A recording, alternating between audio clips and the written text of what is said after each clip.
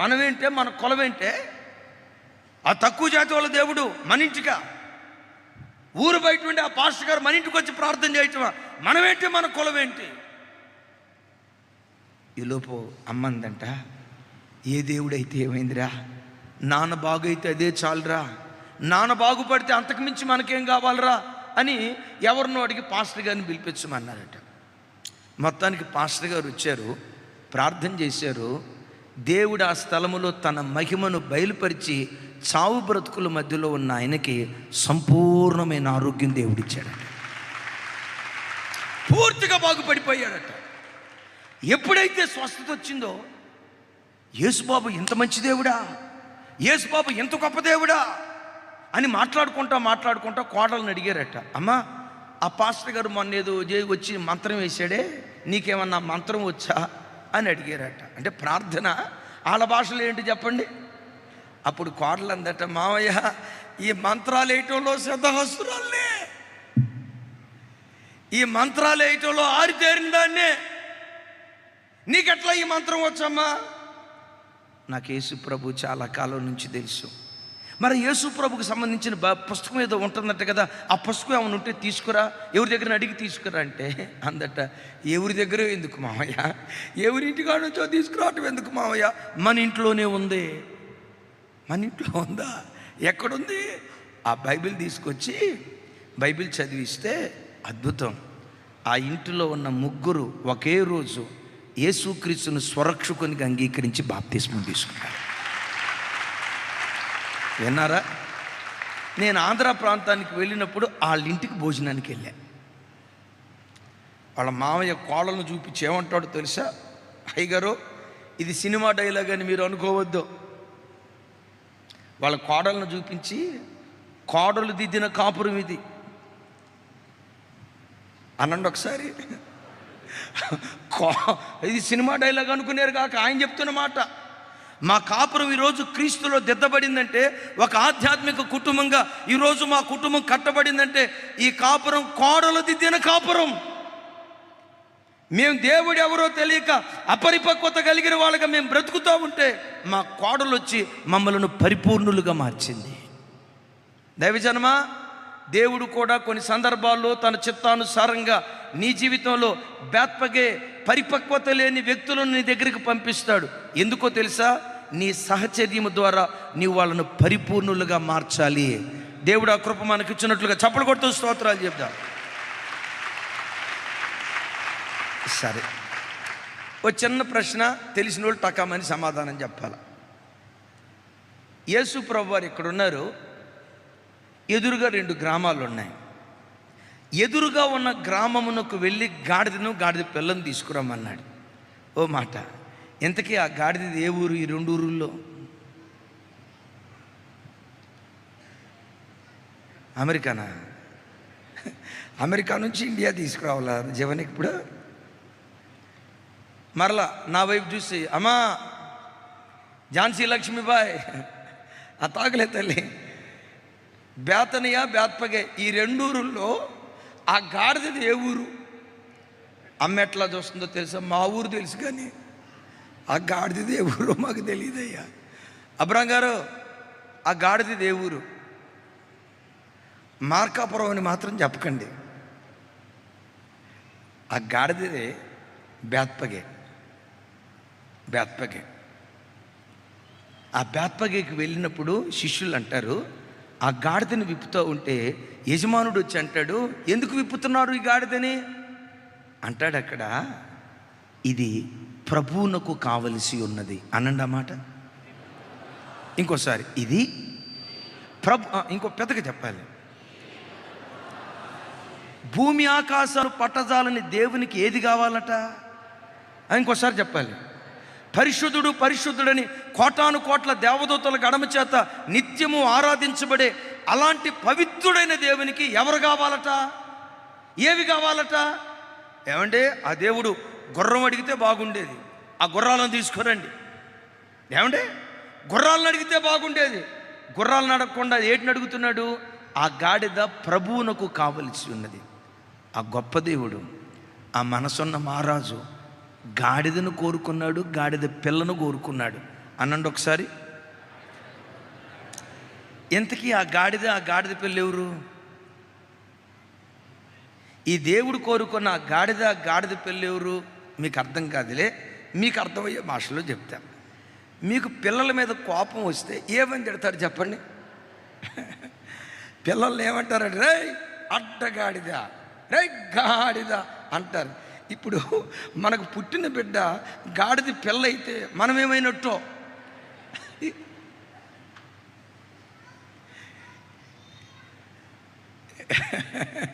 అక్క, ఆ గాడిద ఎవరో కాదు, కేర్ ఆఫ్ అడ్రస్ మార్కాపురమే. అది పెద్ద గాడిదే, ఇది కూడా పెద్ద గాడిదే. ఇవన్నీ గాడిదలే. మనసున్న గొప్ప దేవుడు ఈ గాడిదను కోరుకున్నాడు. నిజమే, గాడిద స్వభావాలు ఎట్లా ఉంటాయో చాలా మట్టుకు ఇంచుమించు మన స్వభావాలు కూడా అట్లాగే ఉంటాయి. గాడిద భయంకరమైన మొండిది. అమ్మో, యోబు గ్రంథంలో రాసి ఉంటుంది, తోలువాని కేక వినదు అని రాసి ఉంటుంది. నిజమే, చాలా మొండిది. అసలు మొండితనం మనలో ఉందో లేదో ఒకసారి ఆలోచించండి. పుట్టిన మన పిల్లలు ఉంటారు, వాడు తినాలనుకున్నప్పుడే తింటాడు. వాడు తినకూడదని ఒకసారి ఫిక్స్ అయ్యాడా? చెప్పండి ఒకసారి. నాన్న గోరు ముద్ద, పెరుగు ముద్ద తిన్నాన్న, నెయ్యి కూడా కలిపినాయన తిన్నానంటే నువ్వు బలప్రయోగం చేసి నొక్కు, దవడ తెరవడం. అయినా నువ్వు ఇంకా బలవంతంగా చేసి నోరు తెరిచి నోట్లో పెట్టావనుకో, ఆ తర్వాత వాడు ఉయ్యకపోతే నన్ను అడుగు. 5-6 జతల బట్టలు ఉంటాయి. ఆ 5-6 జతల బట్టల్లో వాడికి ఇష్టమైన బట్ట ఒక జత ఏదో ఉంటుంది. క్రిస్మస్కైనా అదే జత, చెప్పండి, జనవరి పండగకైనా అదే జత, ఈస్టర్ పండగకైనా అదే జత, పుట్టినరోజు అయినా అదే జత. ఒరే ఇది వేసుకోరండి, నేను వేసుకోను, ఒరే వేసుకోను. ఎందుకో తెలుసా? గాడిద పిల్ల. అట్లాగని ఆడు గాడిద పిల్ల ఎట్టయ్యాడు?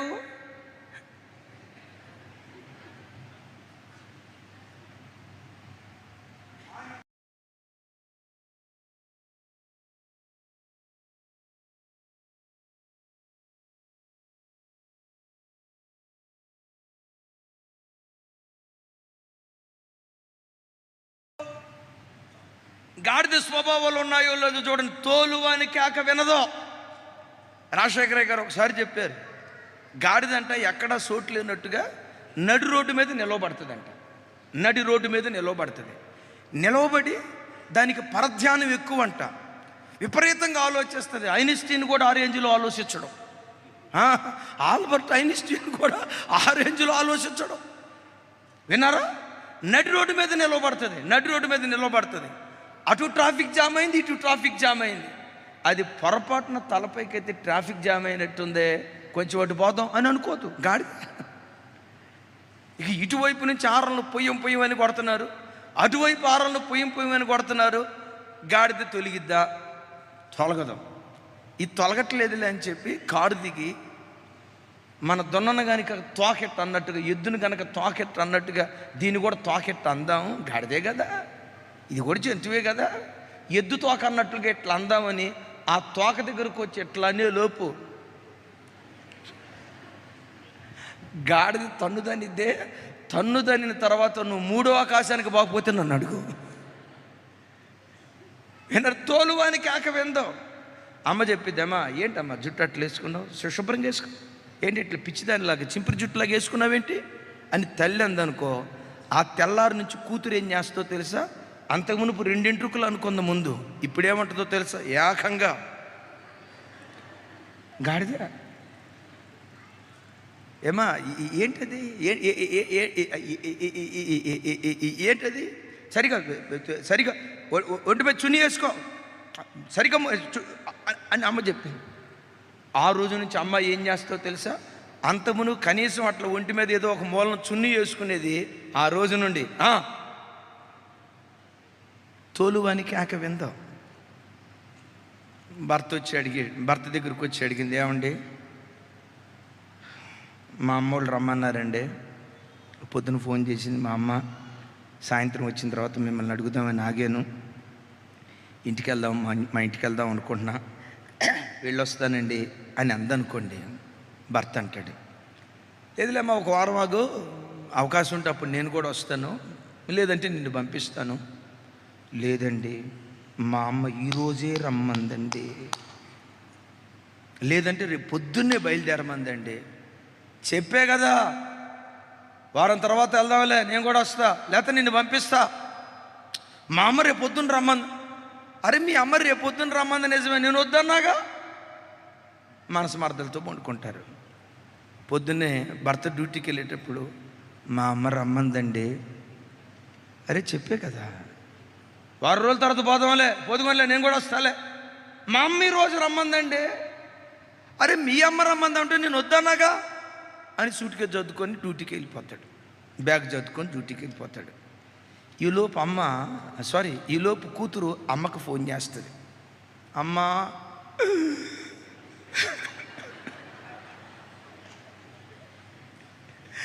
మీ అల్లుడు వద్దన్నాడే, మీ అల్లుడు వద్దన్నాడే.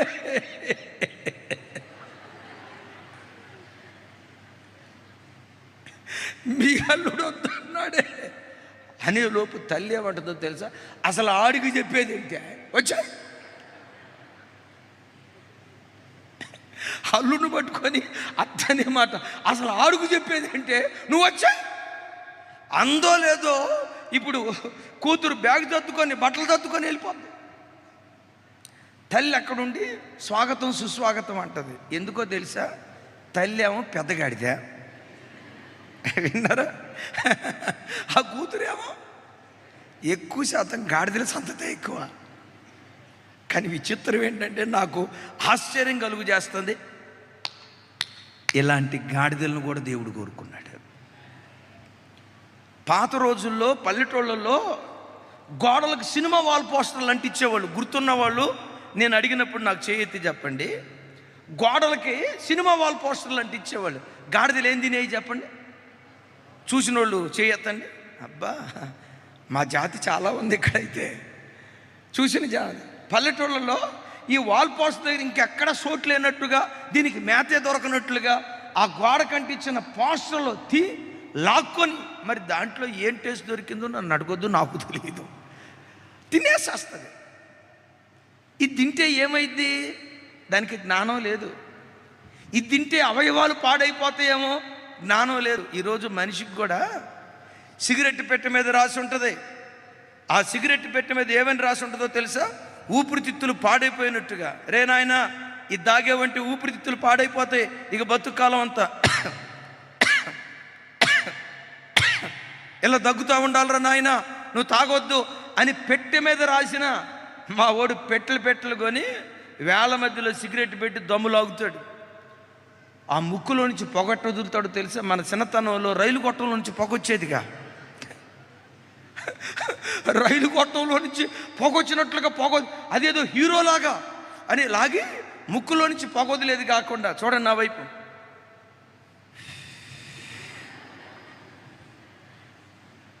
రింగులు తిప్పుతా, పొగ రింగులు తిప్పుతా, ఆడేదో ఆస్కార్ అవార్డు సాధించినట్టుగా, నీటిలో మంచి సీట్ వచ్చినట్లుగా, ఎంబీబీఎస్లో జాయిన్ అయినట్లుగా, ఎండి అయినట్టుగా ఫీల్ అయిపోతాడు. ఎవడాడు? వరే తాగితే ఊపిరితిత్తులు పాడైపోతాయి, ఈ గుట్కా తింటే క్యాన్సర్ వస్తుంది, మద్యం తాగితే లివర్ పాడైపోద్ది, త్రాగే మందు బాటిల్ మీద రాయిసిన వీడు తాగుతాడు. ఎందుకో తెలుసా? గాడిదవాడు. కుటుంబాలు భ్రష్టు పట్టిపోతున్నాయి తెలుసు, అవయవాలు పాడైపోతున్నాయి తెలుసు. 70-80 సంవత్సరాలు బ్రతకాల్సిన వాడు అర్ధాయుష్తో చచ్చిపోతున్నాడు తెలుసు. అయినా ఎందుకు తాగుతున్నాడు తెలుసా? నా వైపు చూడండి, ఎందుకు తాగుతున్నాడు తెలుసా?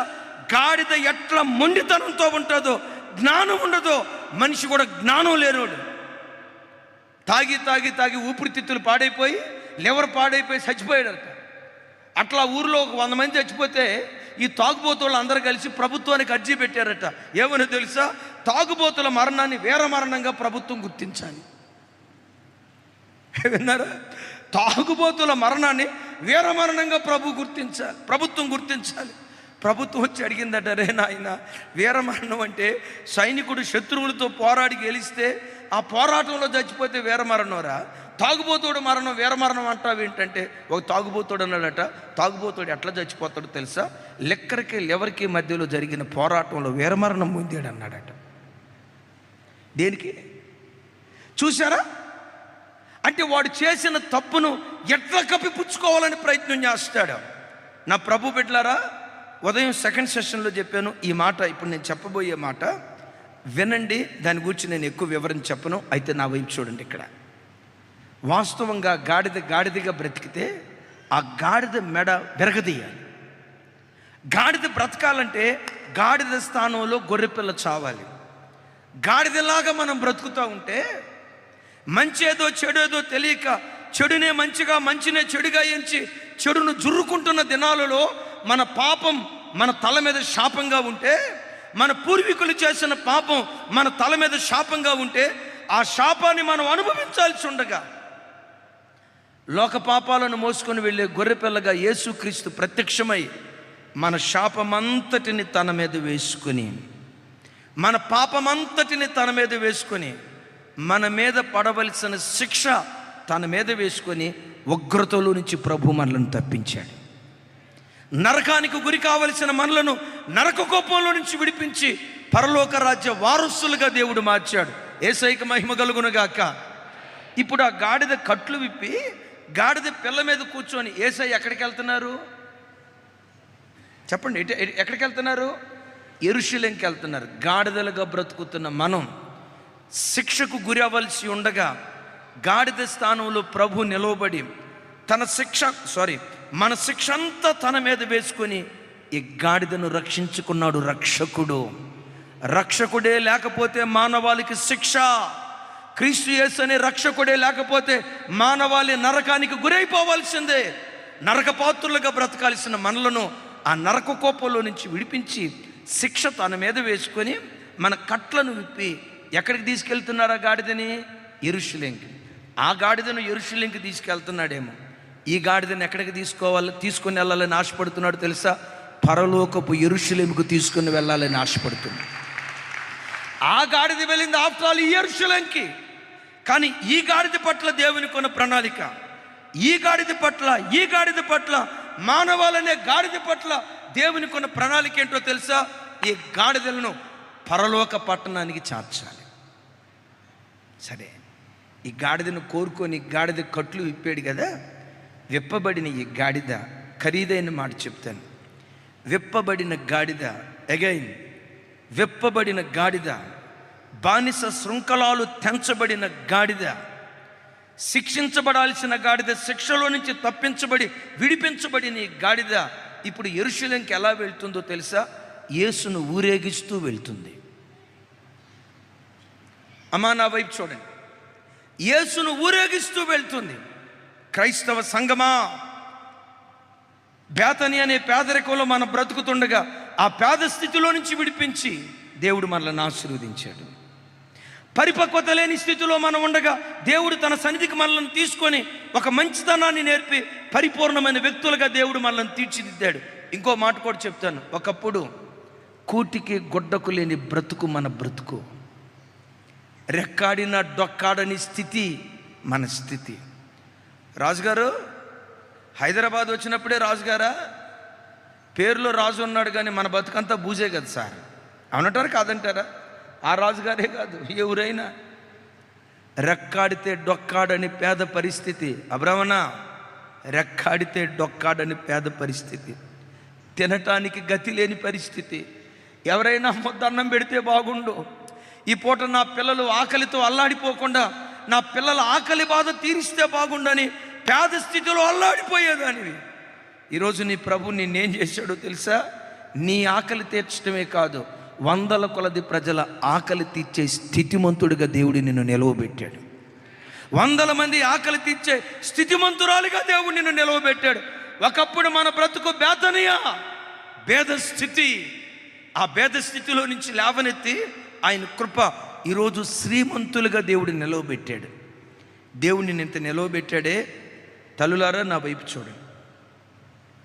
నీవు జీవించే జీవిత విధానం ద్వారా నీ ఉద్యోగ స్థలములో యేసును నువ్వు ఊరేగించాలి. నువ్వు బ్రతుకుతున్న కుటుంబంలో యేసును ఊరేగించాలి. యవన బిడ్డలో మీరు చదువుతున్న కాలేజెస్లో యేసును ఊరేగించాలి. మీరు ఏ సమాజంలో బ్రతుకుతున్నారో మీరు బ్రతుకుతున్న సమాజంలో ప్రజలు మీ లోపట క్రీస్తును చూడాలి, క్రీస్తును చూడాలి. నువ్వు బ్రతికే ప్రతి స్థలంలో యేసు క్రీస్తును ఊరేగించే వ్యక్తిగా బ్రతుకుదువుగాక. చప్పట్లు కొడితే యేసయ్యకు స్తోత్రాలు చెప్తా.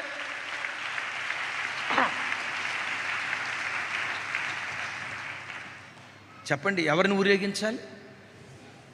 ఇంకోసారి చెప్పాలి, ఎవరిని ఊరేగించాలి? నువ్వే కాలేజీలో చదువుతున్నావు అమ్మా, నువ్వు యేసయ్య బిడ్డవే, లోకస్తురాలివి కాదు. నువ్వు వెళ్తున్న కాలేజీలో చాలామంది ఆడపిల్లలు చూడవే, భలే ఉన్నాడు, 6 అడుగులు, భలే చక్కగా ఉన్నాడు, భలే బాగున్నాడు కదా. లోకపు ఆడపిల్లలు మాట్లాడుకుంటారు. లోకపు ఆడపిల్లలు మాట్లాడుకున్నట్లుగా నువ్వు కూడా మాట్లాడుకుంటే నువ్వు క్రీస్తును ఊరేగించేదానివా, అవమానపరిచేదానివా? లోకంలో ఆడపిల్లలు ఏం చేశారో అదే కాలేజీలో నువ్వు అదే చేసావు. అప్పుడు లోకస్తులు ఏమంటారు తెలుసా? మేమేం ఆదివారం చర్చిలకి వెళ్ళితే ఇలాంటి నీతి వాక్యాలు వినవండి. నీతి వాక్యాలు వినక మేము ఎట్లయిపోతే నీతి వాక్యాలు విని కూడా వీళ్ళు చెడిపోయారు. దేవుని నామం దూషించబడుతుంది. అయ్యా నా వైపు చూడండి, మీరు డ్యూటీకి వెళ్ళిన చోట పని అయిపోయిన తర్వాత సాయంత్రం కొంతమంది బ్రాందీ షాప్కి వెళ్తారు, కళ్ళు దుకాణానికి వెళ్తారు. వాళ్ళు కళ్ళు దుకాణానికి బ్రాందీ షాప్కి వెళ్ళినట్లుగా నువ్వు కూడా డ్యూటీ అయిపోయిన తర్వాత ఆ బ్రాందీ షాప్కి వెళ్ళావనుకో, యేసయ్య ఊరేగించబడినట్లా, యేసయ్య మహిమపరచబడ్డట్లా, మన ప్రవర్తన ద్వారా యేసయ్య ఘనపరచబడ్డట్లా. నా చేతులెత్తి ఒక్కొక్క బిడ్డను బ్రతిమలాడుకుంటున్నాను. మీరు బ్రతికే చోట యేసుక్రీస్తుకు రాయబారులుగా బ్రతకండి, యేసుక్రీస్తుకు రాయబారులుగా బ్రతకండి. క్రైస్తవుడంటే నీతి కలిగిన వాడు, క్రైస్తవుడంటే పవిత్రంగా బ్రతికేవాడు, క్రైస్తవుడంటే యథార్థంగా బ్రతికేవాడు, అబద్ధాలు ఆడేవాడు కాదు, లంచాలు తీసుకునేవాడు కాదు, వడ్డీ వ్యాపారాలు చేసేవాడు కాదు, అక్రమ సంబంధాల్లో బ్రతికేవాడు కాదు, ఆ ఆడపిల్ల వైపు ఈ అబ్బాయి వైపు ఇట్లా అల్లరి చెల్లగా బ్రతికేవాడు కాదు.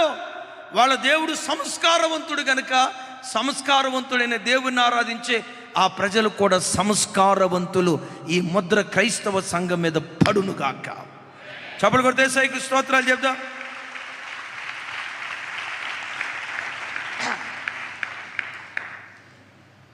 ప్రతి చోట యేసయ్యా, నేను కూర్చున్న ఈ స్థలంలో నేనున్న ఈ కొద్దిసేపు నీ ప్రతినిధిగా బ్రతకాలి. నా వైపు చూడండి రా తల్లి, తమ్ముళ్ళు, నీ కాలేజీలో యేసయ్యా నీ ప్రతినిధిగా నేను బ్రతకాలి. అందరు మగబిడ్డలు చూసినట్లుగా నేను చూస్తే నీ నామం దూషించబడింది. అందరు మగబిడ్డలు ఆడపిల్లలతో వెకిలిగా మాట్లాడినట్లుగా నేను కూడా వెకిలిగా మాట్లాడితే నీ నామం దూషించబడింది. నేను దూషించబడినా పర్వాలేదు, నా ద్వారా నీ నామం ఎప్పటికీ దూషించబడకూడదు, తరతరాలు మహిమపరచబడును గాక. పెద్దగా చెప్తాం ఆమేన్. గతంలో ఈ సెషన్లో చెప్పానో లేదో నాకు గుర్తులేదు, అయినా చెప్తాను ఒకసారి. ముంబై పట్టణం ఆ కాలేజీ ప్రిన్సిపల్కి హై స్కూల్ ప్లస్ ఇంటర్మీడియట్ ఆ కాంపస్లో ఉన్న ప్రిన్సిపాల్కి యేసు ప్రభు అంటే అసలు ఇష్టం ఉండదట. ఎవరైనా బైబిల్ పట్టుకొని కాంపస్లో అడుగు పెడితే నిర్దాక్షిణంగా తృణీకరించేవాడట. దినాలు అట్లా సాగుతున్నాయి. క్రైస్తవ ద్వేషి దినాలు అట్లా సాగుతున్నాయి. శాలరీ డ్రా చేసుకురమ్మని 2 టీచర్లని శాలరీ డ్రా చేసుకోమని పంపించాడు. ఆ డ్రా చేసే పరంపరలో ఎంతో 45 లక్షలు 40 లక్షలు ఎంతో శాలరీ డ్రా చేసి ఆ డబ్బంతా బ్యాగులో పెట్టి ఆటోలో కూర్చున్నారు. ఇక ఆటో సాగుతూ ఉంది. సహజంగా మీకు తెలుసు, 10 మంది మగవాళ్ళు ఒక చోట కూర్చున్నారు, ఒక గంట సేపు ఒకే చోట కూర్చున్నారు. ఆ 10 మంది మగాళ్ళ మధ్యలో గంట సేపట్లో ఎన్ని మాటలు మాట్లాడారయ్యి అంటే వేళ్ళ మీద లెక్క పెట్టచ్చు. పురుషుడు రోజుకొచ్చి 15,000 మాటలు మాట్లాడతాడట, స్త్రీ రోజుకొచ్చి 45,000 మాటలు మాట్లాడిద్దంట. అట్లాగానే అమ్మ నేను ఎవరిని మిమ్మల్ని కించపరచట్ల, సైన్స్ చెప్తున్న మాట, మీరు నా తల్లులు. పురుషుడు రోజుకొచ్చి 15,000 మాటలు మాట్లాడితే అక్కోళ్ళు 2 అంతలు కూడా కాదు, 45,000 మాటలు మాట్లాడతారంట. ఆటోలో కూర్చున్న తర్వాత ఈ అక్కోళ్ళు ఇద్దరు సంభాషణ స్టార్ట్ అయింది. ఎక్కడ స్టార్ట్ అయిందో నన్ను అడగొద్దు. ఏ కార్తీక దీపం దగ్గర స్టార్ట్ అయిందో, ఏమండి ఏ ఆడది సీరియల్ దగ్గర స్టార్ట్ అయిందో, ఎక్కడ స్టార్ట్ అయిందో నాకు తెలియదు. ఈలోపు వాళ్ళు దిగాల్సిన కాలేజీ స్టాప్ వచ్చింది. ఈ డబ్బుల బ్యాగ్ మర్చిపోయి అట్లాగే దిగిపోయారు. ఆ బ్యాగ్ అక్కడ ఉందన్న సంగతి ఈ డ్రైవర్ తెలియక ఇంటికి వెళ్ళిపోయింది ఆటో. వీళ్ళు క్యాంపస్లో అడుగు పెట్టే లోపు ప్రిన్సిపల్ వచ్చి జీతం మీద అన్నాడు. ఎర్రిముఖం వేశారు. సార్ ఆటోలో మర్చిపోయామన్నారు. నాటకాలు ఆడకండి. 40 లక్షల రూపాయలు ఆటోలో మర్చిపోతారా? ఆ డబ్బులు ఎవరికో మీరు ఇచ్చి అబద్ధాలు ఆడుతున్నారు. ఏం చేస్తారో మాకు తెలియదు. మీ తల తాకట్టు పెట్టిన మా 40 లక్షల రూపాయలు మాకు ఇవ్వండి. సార్ ఆ 40 లక్షల రూపాయలు స్థితిమంతులమైతే ఈ ప్రైవేట్ స్కూల్లో మేము ఎందుకు చేస్తాం? అతిగతి లేని బ్రతుకు. ఏడుస్తున్నారు. టీచర్లు స్టాఫ్ అంతా మైదానంలో నిలవబడ్డారు. వీళ్ళని దోషులుగా నిలవబెట్టి ఈ 40 లక్షల రూపాయలు అక్రమంగా మీరు ఎక్కడో తప్పుడు త్రోవకు తీసుకొని వెళ్ళారు అని దోషులుగా నిలవబెట్టి మాట్లాడుతున్నారు. ఈలోపు ఆటో డ్రైవర్ ఇంటికి వెళ్ళాడు. సరే ఆ పిల్లలకి ఏదో తినుబండరాలు అది తీసి భార్యకి ఇద్దామని చెప్పి ఆటో బ్యాక్ సైడ్ వచ్చాడు. ఈ డబ్బుల బ్యాగ్ కనపడింది. ఎవరిది బ్యాగు? ఆ టీచర్ గారు వాళ్ళది కదా. చూశాడు, డబ్బులు ఉన్నాయి.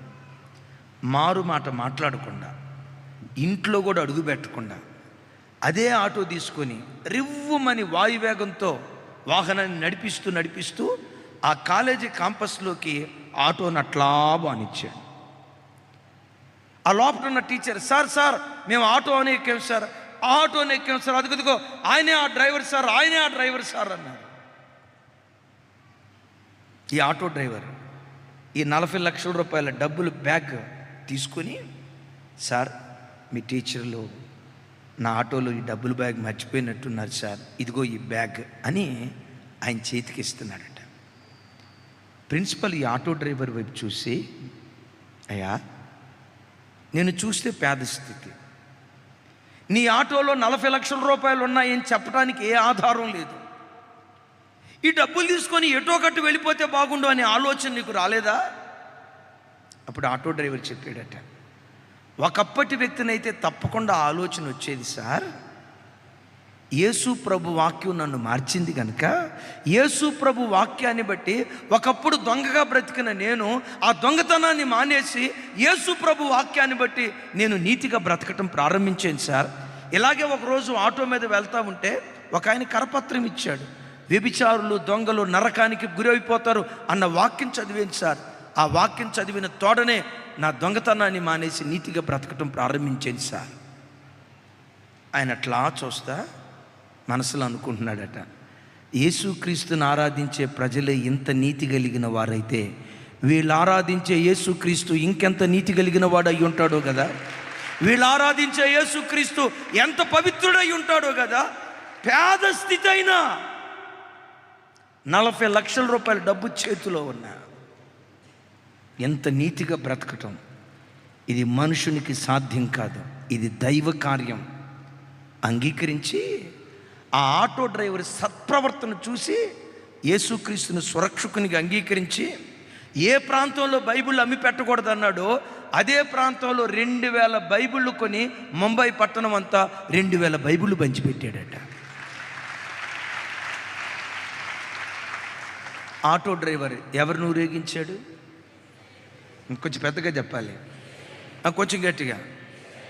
మన ఊరిలో కూడా యేసయ్యను ఊరేగించేవాళ్ళు, భలే ఊరేగించేవాళ్ళు. ఎద్దుల బండి మీద యేసుప్రభు ఫోటో ఒకటి పెట్టి ముందు తప్పెట్లు కొడతా గుంటూరు నుంచి క్లబ్ డాన్సర్లను తీసుకొచ్చి మా ఊడు కళ్ళు సీసా ఇచ్చి, మామా నేను 3 వేసా, ఇప్పుడు నీకు ఒకటికే ఊగిపోతున్నావేంట్రా, నేను 4 వేసినా తోలను స్ట్రైట్గా ఉంటా.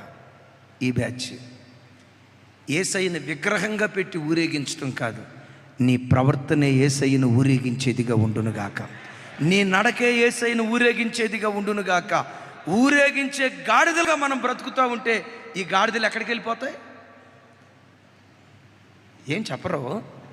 ఎక్కడికి వెళ్తాయి? ఈ గాడిదలు యెరూషలేమేమో.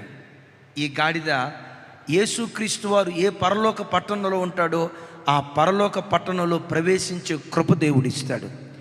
ఆ తర్వాత ఆ గాడిద ఏమైపోయిందో మనకు బైబిల్లో రాయబడలేదు, కానీ పరలోకంలో ప్రవేశించిన ఈ గాడిదలో యుగాయుగాలు ప్రభుతో కూడా కలిసి బ్రతికే భాగ్యం దేవుడు అనుగ్రహిస్తాడు. ఒకసారి నా వైపు చూడండి, నేను ముగిస్తున్నా. ఒకసారి నా వైపు చూడండి. మీరు బ్రతుకుతున్న వీధుల్లో యేసయ్య మహిమపరచబడుతున్నాడా? వీళ్ళు ప్రార్థనకి వెళ్తారు కానీ వీళ్ళ వెకిలిగా మాట్లాడుతున్నారా? వీరు తెల్లబట్టలు వేసుకుంటారు కానీ హృదయం అంతా కల్మషంతో ఉన్నదిరా అని అనుకుంటున్నారా? వీళ్ళు మందిరానికి వస్తారు కానీ అబ్బాయి అల్లరి చిల్లరగా తిరుగుతాడు, మా పిల్లలు ఎట్లా ఉన్నారో వాళ్ళ పిల్లలు కూడా అట్లాగే ఉన్నారు అన్నట్లుగా దేవుని నామం దూషించబడుతుందా? యవన బిడ్డలారా, మిమ్మల్ని చూసినప్పుడు చుట్టూతో అన్య ప్రజలు ఏమనుకోవాలో తెలుసా? మందిరానికి వెళ్ళి అబ్బాయి చూడరా, వాళ్ళ నాన్న గీసిన గీత దాటడం, తండ్రి కొడుకులు అంటే ఎట్లా ఉండాలి, చూడు వాళ్ళ కుటుంబం ఎలా ఉందో అనాలి. ఆ అమ్మాయి నమ్మి భర్త దగ్గరికి వచ్చిన తర్వాత తన కుటుంబం కోసం, తన భార్య కోసం ఎంత కష్టపడి ఉద్యోగం చేసుకుంటున్నాడో. ఆ మగబ్బాయి ఆ భర్త సోమరిపోతుడు కాదు, వివాహమైన నాటి నుండి ఎంత కష్టజీవిగా ఉన్నాడో. ఎందుకయ్యా ఇంత కష్టపడుతున్నావు అంటే చెప్పాడట, క్రీస్తు తన పెండ్లి భార్యగా పిలువబడుతున్న సంఘాన్ని ప్రేమించి సంఘం కొరకు ఏం దారబోసాడట చెప్పాలి? తన ప్రాణాన్ని దారబోసాడట. ప్రతి పురుషుడు తన పిల్లలను పోషించుకోవటానికి, తన భార్యను పోషించుకోవటానికి, తన కుటుంబాన్ని పోషించడానికి క్రీస్తు వలే నీ భార్య కొరకు నువ్వు ప్రాణాన్ని ధారపోసేవాడిగా ఉండాలి. క్రీస్తు వలే నీ పిల్లల కొరకు కష్టపడి పనిచేసేవాడిగా ఉండాలి. కష్టపడి పనిచేయటం చేతగాక నీకు 30 సంవత్సరాల వయసు వచ్చిన, డాడీ పెట్రోల్కి డబ్బులు, ఒరే 30 సంవత్సరాల వయసు వచ్చిందిరా పెట్రోల్కి డబ్బులు అడుగుతావేంటి అని అంటే, ఆ మధ్య ఒక కొడుకు అన్నాడట, డాడీ అసలు నన్ను ఎందుకు అన్నావు చెప్పు. ఇంకొకడు తెగించి ఇంకొక అద్భుతమైన మాట అన్నాడట, నన్ను అడగకుండా నన్ను ఎందుకు అన్నావు డాడీ చెప్పు అన్నాడంట.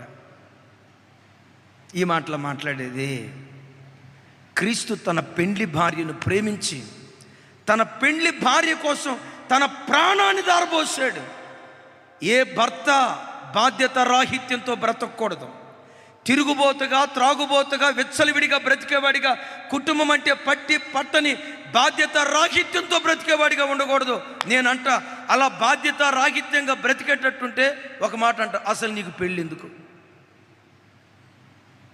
తల్లిదండ్రులారా, నా చేతులెత్తి దండం పెట్టి చెప్తా, కొడుకు ఉద్యోగం సద్యోగం చేయకుండా ఖాళీగా తిరుగుతూ ఉంటే ఏదో ఒక పెళ్లి చేస్తే ఆడికి పెళ్ళి అయిపోతే వాడే సెట్ అయిపోతాడని ఇంకొక ఆడపిల్ల గొంతు కోయకండే. ఆమెనా? ఎవరా మనిషి? ఇంకొక ఆడపిల్ల గొంతు కోయకండి. అబ్బాయి ఏం చేస్తాడు అని అంటే, కలెక్టరేట్ ఆఫీసులో ఉద్యోగం అండి. కలెక్టరేట్ ఆఫీసులో ఏ ఉద్యోగమో చెప్పడం, కలెక్టరేట్ ఆఫీసులో ఉద్యోగం అని అంటంతో వీళ్ళు ఎక్కడికి వెళ్ళిపోతారో తెలుసా? అల్లుడు గారు కలెక్టర్ గారు అన్న రేంజ్లోకి వెళ్ళిపోతాడు. చివరికి విషయం ఏంటంటే వాడు అక్కడ అదే టీ బంక్ పెట్టుకున్నాడు. టీ బంక్ పెట్టుకోవటం తప్పు కాదు. నీతియుక్తంగా కష్టపడి ఏ పని చేసినా, మరలా చెప్తున్నాను, నీతియుక్తంగా కష్టపడి నువ్వు టాపి పని చేసిన, నీతియుక్తంగా కష్టపడి నువ్వు బాత్రూములు కడిగిన, నీతియుక్తంగా కష్టపడి క్రీస్తు సంఘం కొరకు ప్రాణం పెట్టినట్లుగా భర్తలారా, తండ్రులారా, కుటుంబం కొరకు అట్లా త్యాగం అయిపోయింది. మిమ్మల్ని ప్రజలు చూస్తారు. మన ప్రాంతానికి వచ్చినప్పుడు తినటానికి తింటున్నాడురా. ఈరోజు ఈ కుటుంబం చూడు, దేవుని నమ్ముకున్న కుటుంబాలు ఇట్లా కట్టబడతాయి అనుకుంటా, దేవుని నమ్ముకున్న కుటుంబాలు ఇంత మాదిరిగా బ్రతుకుతాయి అనుకుంటా అని నువ్వు బ్రతికే ప్రతి చోట రారాజైన యేసయ్యను మనం ఊరేగించే వ్యక్తులుగా ఉందుముగాక. ఆయన నామానికి అవమానకరంగా బ్రతకకుండా ఆయన నామాన్ని మహిమపరిచే భాగ్యం దేవుడు మనకిచ్చునుగాక.